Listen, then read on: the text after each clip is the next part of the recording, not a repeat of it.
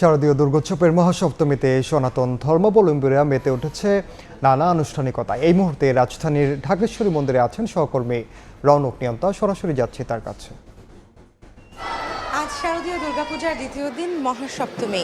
গতকাল মহাষষ্ঠীর মধ্য দিয়ে শুরু হয়েছে 5 দিন ব্যাপী সনাতন ধর্মাবলম্বীদের সবচেয়ে বড় ধর্মীয় উৎসব শারদীয় দুর্গাপূজা।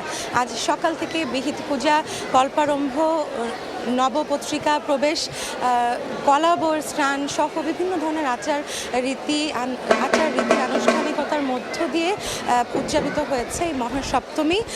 আজ সকাল থেকেই নানা ধরনের আনুষ্ঠানিকতা কিন্তু পালন করেছে সনাতন ধর্মাবলম্বীরা। তবে বাকি ছিল শুধুমাত্র সন্ধ্যা আরতি, এবং কিছুক্ষণ আগে কিন্তু শুরু হয়ে শেষ হয়ে গেল এই সন্ধ্যা আরতি।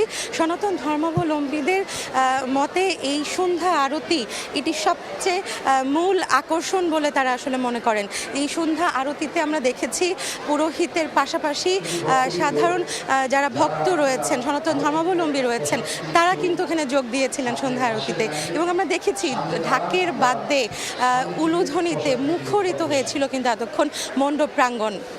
এবং আমরা দেখছি বিকেল থেকে এই সন্ধ্যা পর্যন্ত একে একে ভক্ত অনুরাগীরা আসছেন, তারা প্রতিমাকে দর্শন করছেন, প্রতিমার কাছে তারা প্রার্থনা করছেন যেন সারা দেশ থেকে শুরু করে পুরো বিশ্ব জুড়ে যেন শান্তি শৃঙ্খলা বজায় থাকে, অস্থিতিশীল কোনো পরিস্থিতি যেন আসলে না থাকে, সব ধরনের সংকট যেন দূর হয়।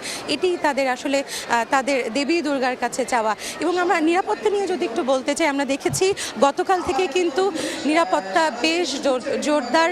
সকল ধরনের আইনশৃঙ্খলা রক্ষাকারী বাহিনীর সদস্যরা কিন্তু নিয়োজিত রয়েছেন, সতর্ক অবস্থানে রয়েছেন যেন কোনো ধরনের কোনো অপ্রীতিকর ঘটনা না ঘটে। তো এই ছিল আমার কাছে ঢাকেশ্বরী মন্দির থেকে শারদীয় দুর্গোৎসবের সবশেষ খবর। সরাসরি যুক্ত ছিলাম রাজধানীর ঢাকেশ্বরী মন্দিরে।